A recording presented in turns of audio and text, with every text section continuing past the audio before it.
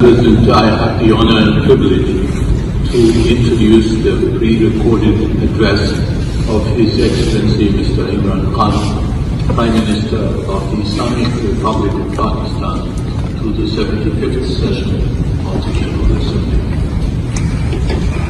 Mr. President, the pandemic was an opportunity to bring humanity together.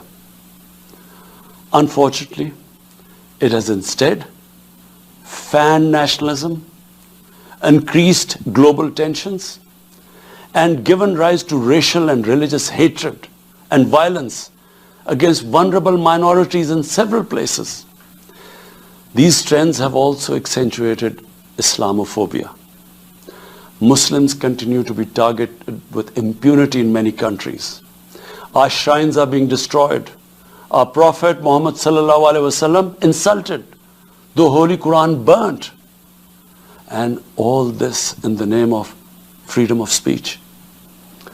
Incidents in Europe, including republication of blasphemous sketches by Charlie Hebdo, are recent examples. We stress that willful provocations and incitement to hate and violence must be universally outlawed.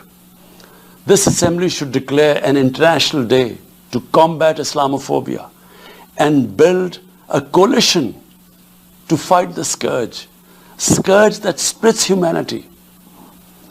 Mr. President, the one country in the world today where I'm sad to say the state sponsors Islamophobia, and that is India.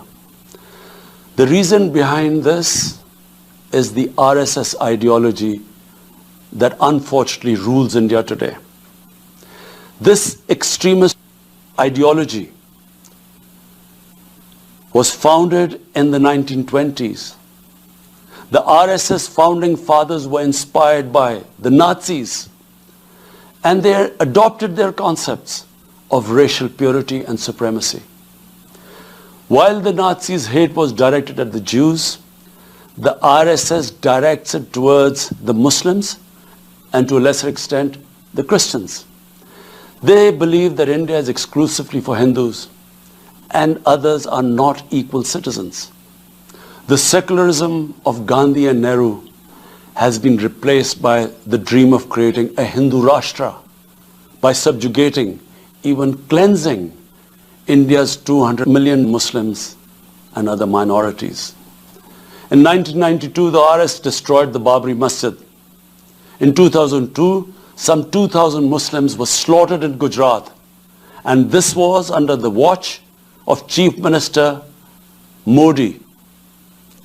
In 2007, over 50 Muslims were burnt alive by RSS arsonists aboard the Samjhota Express train. In Assam, around 2 million Muslims face the prospects of being arbitrarily stripped of their nationality through the adoption of discriminatory laws. There are reports of large concentration camps being filled by Muslim Indian citizens. Muslims were falsely blamed, vilified, and victimized for spreading the coronavirus. They were denied medical attention on many occasions. Their businesses were boycotted. Cow vigilantes attack and kill Muslims with impunity. Last February, Muslims faced targeted killings with police complicity in New Delhi. Mass registrations in the past have often been a precursor to genocide. For example, the Nuremberg laws in Germany in 1935, and then in 1982 in Myanmar. The Hindutva ideology is set to marginalize almost 300 million human beings, Muslims, Christians, and Sikhs. This is unprecedented in history, and this does not augur well for the future of India. As we all know, that marginalization of human beings leads to their radicalization. Mr. President, for over 72 years, India has illegally occupied Jammu and Kashmir against the wishes of the Kashmiri people and in blatant violation of the resolutions of the Security Council and indeed its own commitments to the people of Kashmir. On 5th August last year, India illegally and unilaterally sought to change the status of the occupied territories and deployed additional troops, bringing the total number to 900,000, to impose a military siege on 8 million Kashmiris. All Kashmiri political leaders were incarcerated. About 13,000 Kashmiri youth were abducted and thousands tortured. A complete curfew was imposed, accompanied by a total communications blackout. Indian occupation forces have used brute force, including pellet guns against peaceful protesters, imposed collective punishments, including the destruction of entire neighborhoods, and extrajudicially murdered hundreds of innocent young Kashmiris in fake encounters, refusing even to hand over their bodies for burial. The Kashmiri media and those daring to raise their voice are being systematically harassed and intimidated through the use of draconian laws. All of this is well documented in the reports of the United Nations High Commissioner for Human Rights, communications from the Special Rapporteurs of Human Rights Council, statements from human rights and civil society organizations. The international community must investigate these grave violations and prosecute the Indian civil and military personnel involved in state terrorism and serious crimes against humanity being perpetrated, I'm sad to say, with complete impunity. The objective of this brutal campaign is to impose what the RSS-BJP regime has itself called the final solution for Jammu and Kashmir. To this end, the military siege is being followed by moves to change the demographic structure of the occupied territory. This is an attempt to obliterate the distinct Kashmiri identity in order to effect the outcome of a plebiscite envisaged in the UN Security Council resolutions. This action is in violation of the UN Charter, Council resolutions, and international law, particularly the 4th Geneva Convention. Changing demographic structure of occupied territory is a war crime. Mr. President, the brave Kashmiri people will never submit to Indian occupation and oppression. Their struggle is indigenous.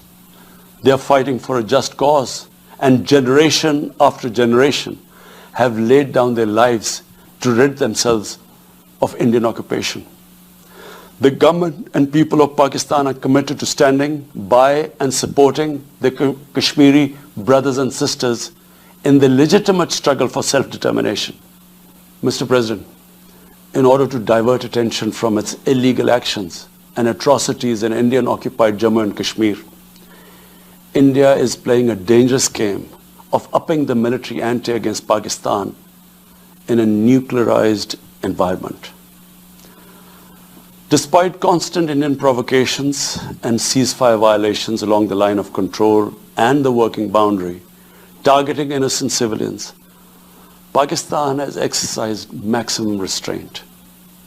We have consistently sensitized the world community about a false flag operation and another ill-conceived misadventure by India. My parents, Mr. President, were born in the colonial India, and I was the first generation that grew up in an independent Pakistan. I want to make it clear that any attempt by the fascist, totalitarian, RSS-led Indian government to aggress against Pakistan will be met by a nation that will fight for its freedom to the end. Mr. President, there will be no durable peace and stability in South Asia until the Jammu and Kashmir dispute is resolved on the basis of international legitimacy. Kashmir has been rightly described as a nuclear flashpoint. The Security Council must prevent a disaster conflict and secure the implementation of its own resolutions, as it did in the case of East Timor. The Council has considered the situation in Jammu and Kashmir 3 times in the past year. It must take appropriate enforcement actions. It must also take steps to protect the Kashmiris from an impending genocide by India. Pakistan has always called for a peaceful solution. To this end, India must rescind. To reach this end, India must rescind the measures it has instituted since 5th August 2019, end its military siege and other gross human rights violation, and agree to resolve the Jammu and Kashmir dispute in accordance with the relevant UN Security Council resolutions.